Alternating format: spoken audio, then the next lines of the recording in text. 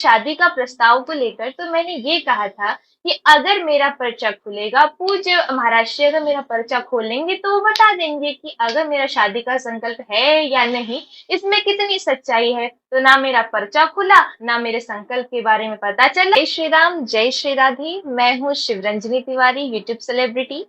कभी तो मेरे घर आना मोरी शारदा भवानी, राधा ने मारे मिस कॉल, तमाम सभी भजनों के हिट सिंगर। जितने भी मेरे ऊपर आरोप लगाए जा रहे हैं, जो भी आरोप हैं, आप मुझसे पूछ सकते हैं। मैं उनके हर सवाल के जवाब देने को तैयार हूँ। पहला आरोप तो आज एक प्रेस कॉन्फ्रेंस में आपके ऊपर लगाया गया है जगत गुरु के जो मीडिया प्रभारी थे उनके द्वारा, शैलेंद्र जी के द्वारा, कि आप ये भगवा रंग पहनती हैं जबकि ये संतों और सनातन की निशानी। पूज्य जगत गुरु भगवान के चरणों में मेरा प्रणाम है। जो उन्होंने मुझ पे यह आरोप लगाया है कि ये भगवा वस्त्र केवल साधु संत पहन सकते हैं और ये त्याग की परिभाषा है, तो क्या ऐसा कहीं लिखा हुआ है कि जो ये हमारे भगवान श्री राम जी का रंग है, ये केवल साधु संत ही पहन सकते हैं, कोई कन्या नहीं पहन सकती? जैसे आप सभी लोग ही हैं, आपने भी तो भगवा वस्त्र पहने हुए हैं, तो क्या आप साधु हो गए? और दूसरी बात, ये मेरी अपनी पसंद है, भगवा रंग मुझे प्रिय है, भगवान श्री राम का रंग है, तो भला उनको इससे क्या आपत्ति हो सकती है? देखिए, मैं इस आरोप का खंडन करती हूँ। मैं आपको बताना चाहूंगी, जो सिवनी जिला है, वहां से भाजपा से जिला अध्यक्ष हैं आलोक दुबे भैया। वो मेरे पिताजी के भांजे रखते हैं रिलेशन में, और मैं उनको भैया बोलती हूँ। आप जाके अपनी मीडिया से बोलिए, वहां जाके उनसे प्रेस कॉन्फ्रेंस कीजिए, वो रिलेशन बताएंगे।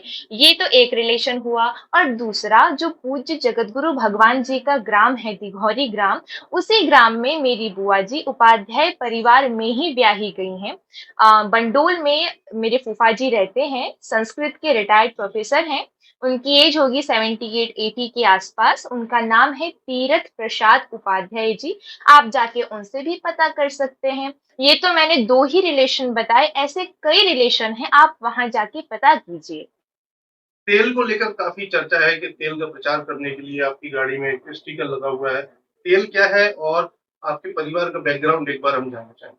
देखिए, अगर तेल का अगर प्रचार का विषय है, तो हर ओपन मार्केट में हम चाहते तो अपना ये जो तेल है उसको उतार सकते थे, लेकिन आप पता कर सकते हैं ओपन मार्केट में ये हमारा तेल अवेलेबल नहीं है। ये हमारा खुद का बनाया हुआ निजी तेल है, जो कि हम वृद्धाश्रम, अनाथाश्रम, विकलांग जो होते हैं, उन सभी को हम लोग फ्री सेवा करते हैं। और गाड़ी में हम लोगों ने पोस्टर लगाए हुए हैं, मार्कंडेय दर्दनाशक तेल। तो भाई, जब हमारी यात्रा चल रही है, पूरा जमावड़ा चल रहा है, हजारों की भीड़ हमको देख रही है, तो क्या हम एक एक को अपनी सेवा के बारे में बताएंगे? हमने ये बैनर इसलिए लगाए ताकि मैक्सिमम से मैक्सिमम लोग इस सेवा का लाभ उठा सके, बिल्कुल निःशुल्क। वृद्धाश्रम, अनाथाश्रम और विकलांगों में और गौशालाओं में भी हमें सेवाएं देते हैं, ताकि गौशाला में माता गौ माता की सेवा में चारा लगे या जो भी सामान लगे, वो लोग हमारे इस तेल को, जो भी गरीब लगे उनसे बेच के या उनके हिसाब से जो भी उनको लगे, गौ माता की सेवा कर सके। तो हम उनके लिए अपनी ये सेवा देते हैं। इससे भला किसी को क्या आपत्ति हो सकती है हमारी सेवा करने से? पहली बात तो, मुझे अगर ये पब्लिसिटी स्टंट अगर लगता है, तो मुझे इस पब्लिसिटी की कोई जरूरत ही नहीं थी, क्योंकि मैं ऑलरेडी 4 साल की उम्र से मैंने भजन करना, भागवत करना, हर प्रकार की धर्म के कार्य करना मैंने स्टार्ट कर दिए थे। और मैं घर घर तक मेरी आवाज पहुंची हुई है। जो हमारे कुंडा के राजा भैया हैं, उनके यहाँ पर भी मैंने प्रोग्राम दिया। हम लोग फतेहपुर से जब प्रयागराज रोड में जा रहे थे, उससे उनका कुंडा गांव थोड़ा अंदर पड़ता है, तो उनके गांव में भी जाके मैंने कार्यक्रम दिया है। तो मुझे घर घर तक तो वैसे भी आप लोगों ने पहुंचाया हुआ है।